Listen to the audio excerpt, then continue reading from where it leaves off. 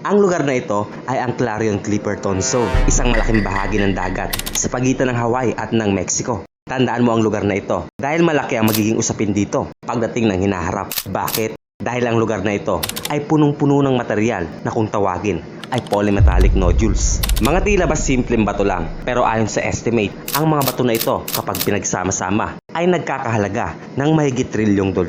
Tama, $1 trillion na tahimik na nakahimlay sa ilalim ng ating dagat. Ang bahaging ito ay may lawak na nasa 1.7 square miles, halos kalahati ng bansang Canada, pero nasa ilalim ng dagat. Sa madaling salita, ang Clarion-Clipperton Zone ay isang malawak na seafloor na may lalim na 16,400 feet. Ang lugar na ito ay isa din sa mga pinaka-remote at untouched na lugar sa ating mundo. Gaya nga ng sinabi natin kanina, ang lugar na ito ay naglalaman ng $1 trillion at kahit na may malaking yaman sa bahagi ng dagat na ito, hanggang ngayon, walang bansa o kumpanya ang nangangas na kuhanin ang mga polymetallic nodules sa bahaging ito. Dahil sa, bago tayo magsimula, mangyari lamang na i-like ang ating video dahil napakalaking tulong nito para sa aming mga content creator. Maraming salamat. Simulan natin sa polymetallic nodules na siyang ugat ng lahat kung bakit natataranta at naiinip ang mga bansa na sugurin ang bahaging ito ng dagat. Ang polymetallic nodules ay ang mga parang bato o patatas na makikita sa ilalim ng dagat. Ang mga parang patatas na ito ay nabuo sa loob ng milyong-milyong taon sa pamamagitan ng proseso ng precipitation ng mga mineral sa mga core particles gaya ng shell, ngipin ng pating at kung ano pang matigas na bagay na nahulog sa ilalim ng dagat. Ang bagay na ito ay naglalaman ng mga mineral na napakahalaga sa panahon natin ngayon gaya ng manganese, nickel, copper, cobalt at marami pang ibang uri ng metal na pangunahing ginagamit natin ngayon sa ating mga electronics at mga renewable energy technologies.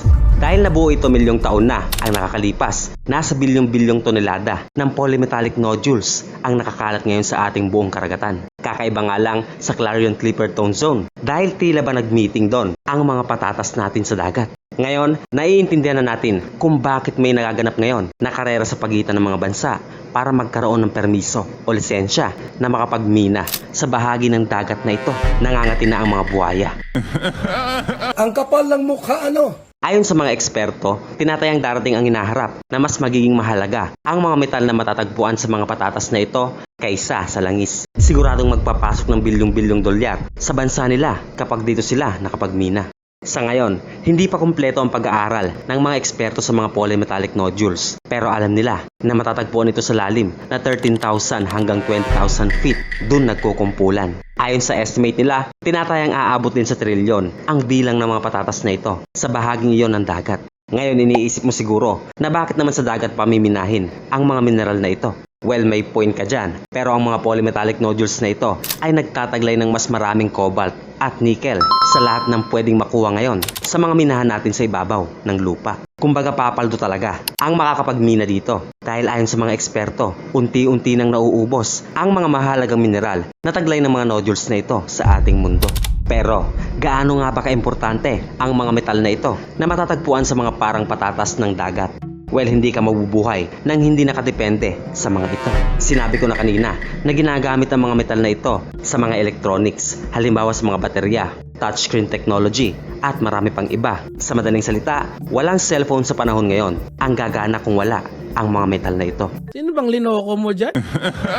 Ginagamit din ang mga metal sa mga electric cars, wind turbines, at iba pang electronic equipment. Kaya naman masasabi natin na gamit talaga ang mga metal at mineral na ito. Dahil patuloy na tumataas ang demand sa mga metal na ito taon-taon, paubos na rin ang mga reserve natin na galing sa mga minahan. At dahil maraming tao ang naniniwala na ang paggagawa ng maraming baterya ay solusyon sa environmental problems ng ating mundo, lumalabas na kailangan talaga ng mga tao ang mga polymetallic nodules na ito sa ilalim ng dagat. At kung sakali na hindi nyo napapansin, unti-unti nang nagpapalit ang mga sasakyan ngayon mula sa mga degasolina papunta sa mga electric vehicles. Dahil yan sa kinukumbinse ng mga kumpanya na magpalit ng electric cars ang mga tao para labanan ng climate change, iligtas ang ating planeta at sa kung ano-ano pang dahilan. At kapag kailangan ng maraming electric cars, ibig sabihin, kailangan din ng maraming baterya na siyang ginagamit ng mga kumpanya na dahilan kung bakit kailangan na nating minahin ngayon ang mga polymetallic nodules na ito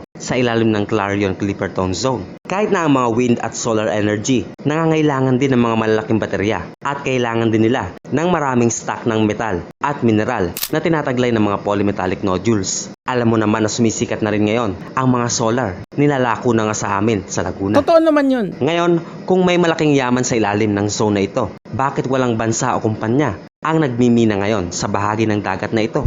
Well, ang totoo niyan ay dahil sa batas. Bawal na bawal pa magmina sa bahagi ng dagat na ito. At least sa ngayon. Taong 1954, open lang ang karagatan na ito pero walang gumawa ng kahit na ano sa bahaging ito ng dagat magmula noon dahil hindi pa siguro nila alam o nadidiskubre ang malaking deposito ng polymetallic nodules sa bahaging ito kaya walang nag-i-interest. Kamakailan lang din kasi nadiskubre ang bagay na ito. Taong 2012, ang isang mining company sa Canada ay nag-explore sa lugar na ito. Doon na nila nadiskubre ang kayamanan. Dati-dati daw, paisa-isang bangka lang ang gumagawi sa bahaging ito ng dagat. Pero ngayon, tila ba nagkakarera na ang malalaking vessel ng iba't ibang bansa sa lugar na ito hindi para mag-extract o magmina, kundi para mag-explore at mag-research lang. Syempre walang papahuli dyan. Nasa 16 na bansa ang kasalukuyang nagkakarera dito at naghihintay ng lisensya at go signal para magkaroon sila ng rights na makapagmina.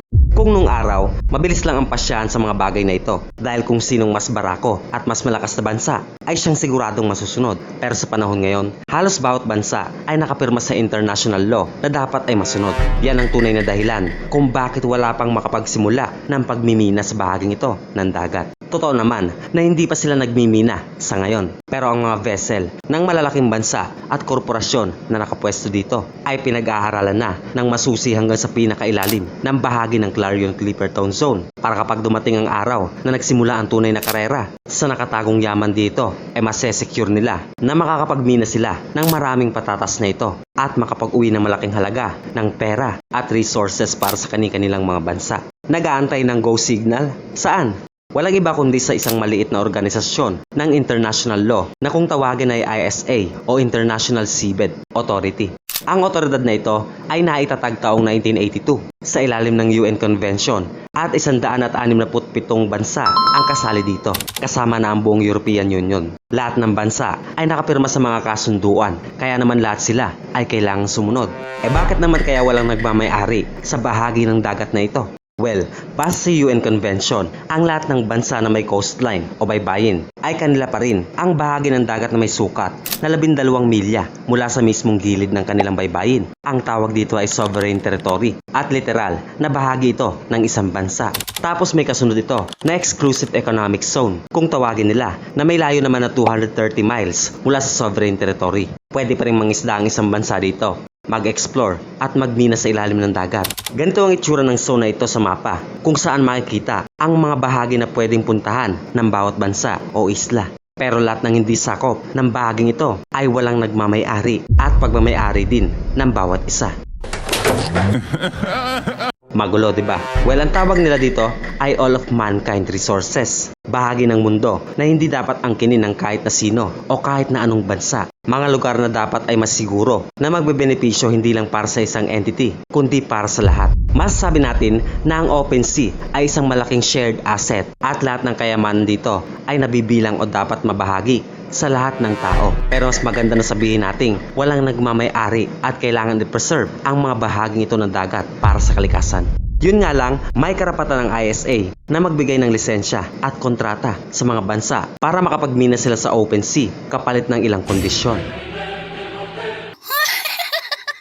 Ang pagkuha ng mga resources sa isang open water ay napakahirap dahil malayo ito sa kontinente o baybayin at sigurado na malalim ang bahagi ng dagat na ito. So paano na? Siguradong ang mayayamang bansa lang ang may advanced na kagamitan at makikinabang. Tama? Ang kapal ng mukha Bilang resulta, mas yayaman sila at ang mahirap na bansa ay walang magagawa dahil hindi nila kayang pumunta sa mga bahagi ng dagat na ito, lalong-lalo na ang magmina dahil wala silang sapat na teknolohiya. Para maiwasan ang lamangan ng mga bansa Napagdesisyonan ng mga gobyerno na wala munang magmimina sa Clarion-Clipperton Zone o sa kahit na saang bahagi ng open sea. Dahil nga ang zona ito ay hindi kontrolado ng kahit na anong bansa. Ang pagmimina dito ay kontrolado naman ng International Seabed Authority. Sa madaling salita, sila ang responsable sa pagre-regulate ng resource extraction sa zone na ito at para na rin sa lahat ng bahagi ng open sea. Simula taong 1994, nakapagbigay na ng kontrata ang ISA sa 30 na bansa sa iba't ibang bahagi ng open sea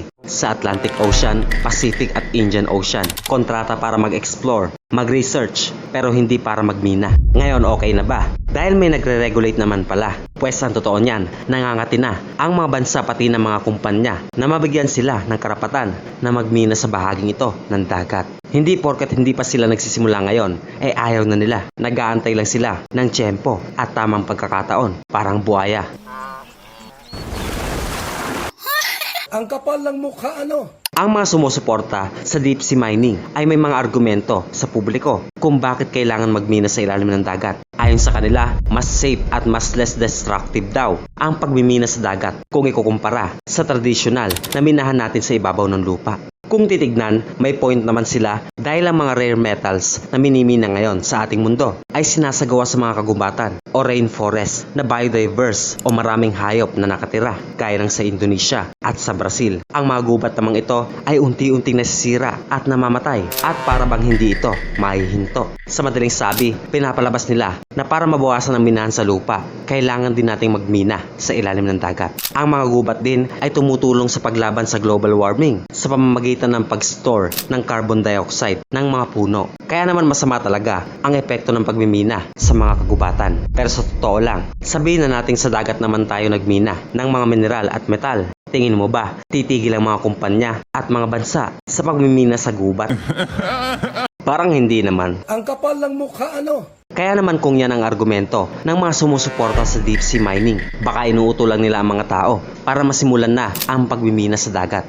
Pangalawa, hindi rin naman totoo na mas kakaunti ang madudulot na problema kapag nagmina tayo sa dagat ayon sa mga siyentipiko. At malalaman mo yan maya-maya lang. Kahit na wala pang kontrata na binibigay sa kahit na sinong bansa ang ISA, ang mga deep sea mining company ay nagde-develop na ng mga teknolohiya at makina para makuha ang mga kayamanan sa dagat, lalong-lalo na sa Clarion-Clipperton Zone. Ganito ang ginagawa ng kanilang makina. Parang bina-vacuum lang ang mga polymetallic nodules tapos higupin ito ng isang tubo para makarating sa barko sa ibabaw ng tubig. Ang makinang ito ay remote control lang, walang nakasakay o driver. At kapag nakuha na ang mga patatas sa dagat, diretso ito sa pasilidad. At ang mga nahigop na hindi naman polymetallic nodules o ibang sediments, ibabalik nila sa dagat.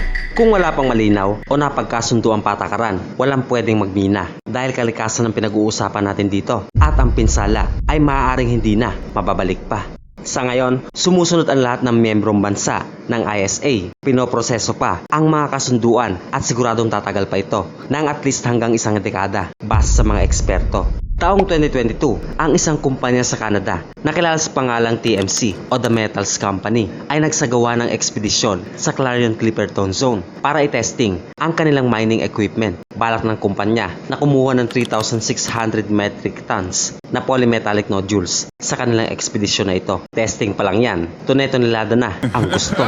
Ito ang kauna-unahang pag-testing sa pagkuha ng mga polymetallic nodules sa loob ng ilang taong diskusyon at nakuha naman nila ang target nilang amount ng mga metal. Ang The Metals Company ay isa sa mga pangunahing sumusuporta sa deep sea mining at sila din ang nagsasabi na mas maliit ang impact nito sa kalikasan kung ikukumpara sa nakagawian nating pagmimina sa kagubatan. Pero syempre, hindi sang-ayon dyan ang mga eksperto at siyentipiko. Kaya naman binabantayan ng bawat bansa at ng ibang kumpanya ang lahat ng kilos ng mga nagsasagawa ng deep sea mining. Sa kasamaang palad, kahit na sa maraming babala na mas nakakatakot na pinsala, tila ba walang plano na itigil na lang ang balak ng mga bansa sa ilalim ng ating dagat. Mga tao talaga.